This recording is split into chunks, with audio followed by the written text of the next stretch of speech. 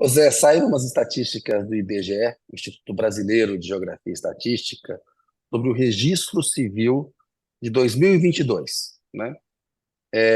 Trata de nascimentos, casamentos, divórcios, mortes no país.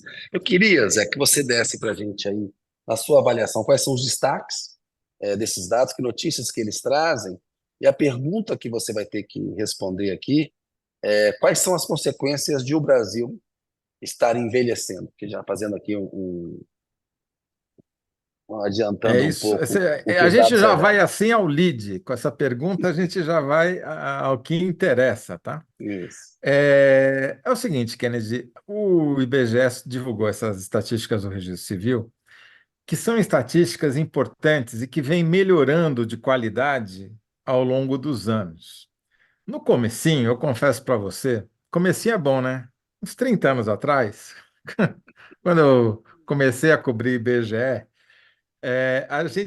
eu tinha uma certa ressalva em relação a esses dados, porque a cobertura do registro civil não era próxima de 100%, muito ao contrário, né? Muita gente era indocumentada, muita gente não, sem documento você não consegue fazer nada, você não consegue, se você não registra o seu filho, né, Sim. com a certidão de nascimento, ele não vai ter nenhum documento, não vai casar no civil, não vai divorciar. Então, mas o que que aconteceu? Na última década, nos últimos 15 anos para cá, melhorou muito a cobertura do registro civil e eles passaram a ser um elemento importante é, para a gente analisar o que está acontecendo com a demografia do Brasil. Demografia não é o palavrão que parece, é o estudo das populações, né? O que as populações estão acontecendo com elas e o que elas estão fazendo. A conclusão do relatório de 2000, relativos a 2022, sempre sai com um ano de atraso, né? Mostra o quê? Uma tendência que já vinha de algum tempo atrás e que está se acentuando. Está nascendo cada vez menos brasileiro. Cada ano é o quarto ano seguido de queda de número de nascimentos, de registro de nascimentos. E nesse último ano, 2022, em comparação a 2021, a queda foi de 3,5%. Você vai dizer, 3,5% é significativo? Sim, é significativo. Especialmente, como eu disse, como vem nessa tendência, se a gente comparar o número de nascimentos em 2022 com a média pré-pandemia, a queda é de mais de 11%. E é um período curto, né? Eu tô falando aqui Qual é de a razão, dois... Zé? Tem uma explicação? Então, Já tem, já dá para tem. saber? Tem. Se a gente olha os outros dados, a gente vê que os casamentos, embora tenham aumentado esse 2022 em comparação a 2021, isso é um efeito da pandemia, porque em 2019, 2020, auge da pandemia, ninguém casou, né? Não podia nem ir num cartório para registrar o casamento. Isso. Isso ainda se estendeu por 2021 e 2022 está voltando agora, mas não chegou ao nível de 2019, ainda está abaixo de 2019. Então, já vinha uma tendência de queda que acentuou durante a pandemia, mas, ao que tudo indica, esse número de casamentos nunca vai chegar ao nível que a gente estava pré-pandemia. Acho difícil. As pessoas que casam estão casando mais tarde, tanto os homens quanto as mulheres, e estão se divorciando mais. Moral da história, Kennedy, tem várias, em demografia nunca é um fator só, nunca é uma causa apenas. Mas eu vou escolher duas. Uma que é o envelhecimento da população brasileira. E ele explica muito desses fenômenos. Por quê? Com a população, com mais gente com uma certa idade, cabelo branco, né? É, você tem uma taxa de fecundidade menor, né? Você tem menos gente em idade para procriar. É, e tem uma mudança também comportamental, fruto do aumento da escolaridade e da presença das mulheres no mercado de trabalho, o que é um dado positivo, né? Muito positivo. À medida que a população é mais escolarizada, passa mais tempo na escola, se forma, ela começa a ter uma vida, chances de uma vida profissional melhor. Com isso, as pessoas tendem a adiar a data de ter filho, especialmente as mulheres. Então, hoje, a idade mais comum para uma brasileira ser mãe é 26 anos. É a moda, é a idade mais comum. A faixa etária entre 20 e 30 ainda é a faixa etária predominante, mas nos últimos anos cresceu enormemente o peso das mães com mais de 30 anos. As mulheres estão realmente postergando a idade de ter filho justamente por causa da sua presença no mercado, de trabalho. Então, tudo isso aí somado, Kennedy, aumento da escolaridade, emancipação feminina, envelhecimento da população, tem outros fatores que a gente também pode dizer, por exemplo, esses programas que dão auxílio para a população mais carente também tendem a ter um impacto negativo sobre a fecundidade, porque a pessoa passa a ter mais informação e mais acesso a métodos anticoncepcionais, né?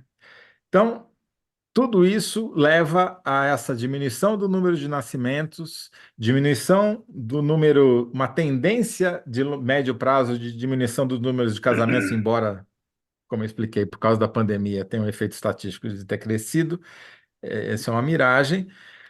Aumento do número de divórcios, as pessoas casando e tendo filho mais tarde, tudo isso, Kennedy, vai ter impactos profundos na sociedade brasileira. Já está tendo, né? Por quê? Você tem que, menos gente que precisa estudar em idade escolar, mais gente que precisa em idade hospitalar, digamos assim, né? Que vai frequentar os hospitais porque as doenças vão aparecendo com a Tem o idade. peso sobre o SUS e o financiamento da Previdência, né? Exatamente. E afeta negativamente os mais pobres, né? Exatamente isso também. Até o Renato Sérgio vai entrar daqui a pouco, podemos até discutir isso.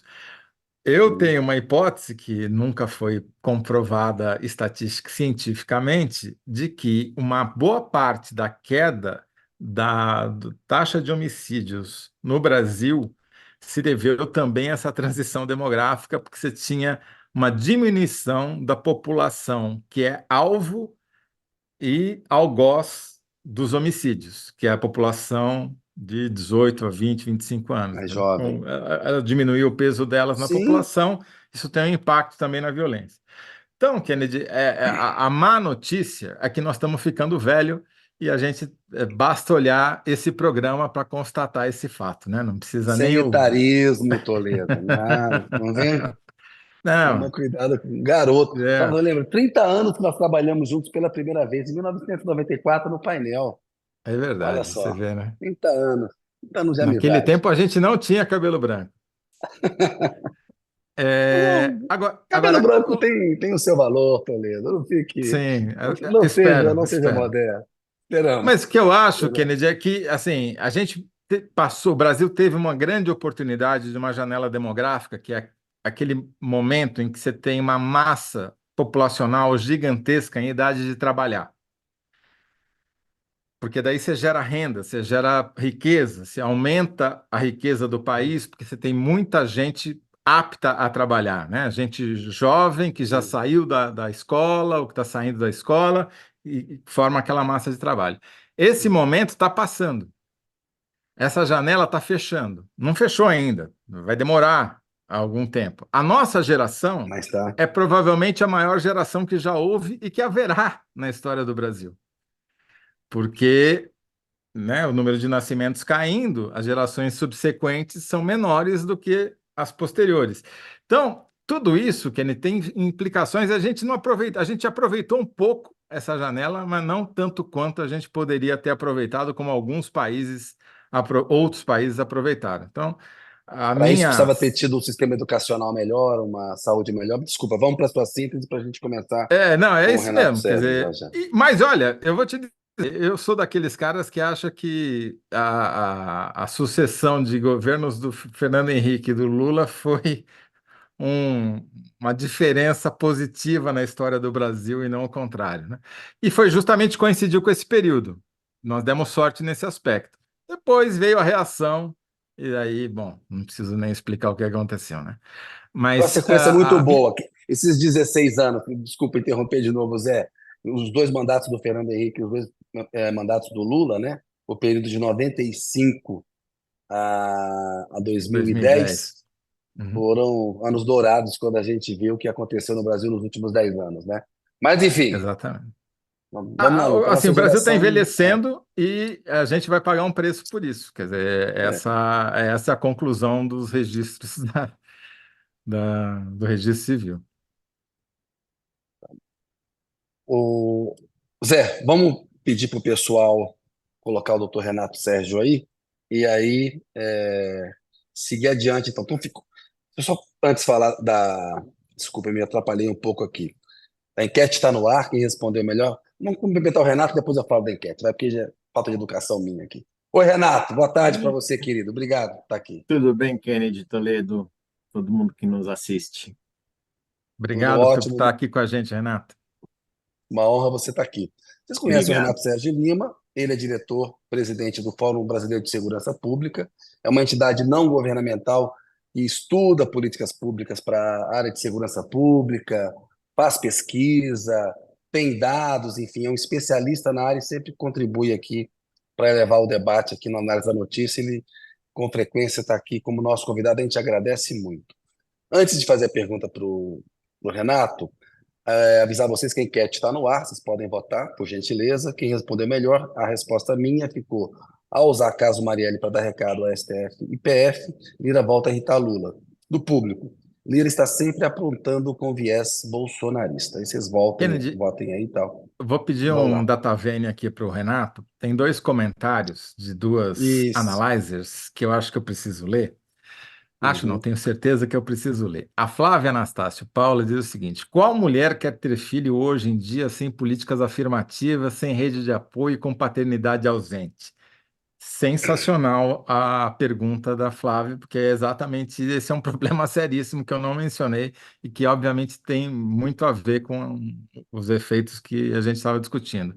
E a Luciana Muniz diz também o machismo estrutural. Mulheres tentam alcançar estabilidade financeira para terem filhos, homens e responsabilidades ausentes. Ou seja, essa questão também é muito Sim. importante e não pode ser deixar de mencionar aqui. Boa.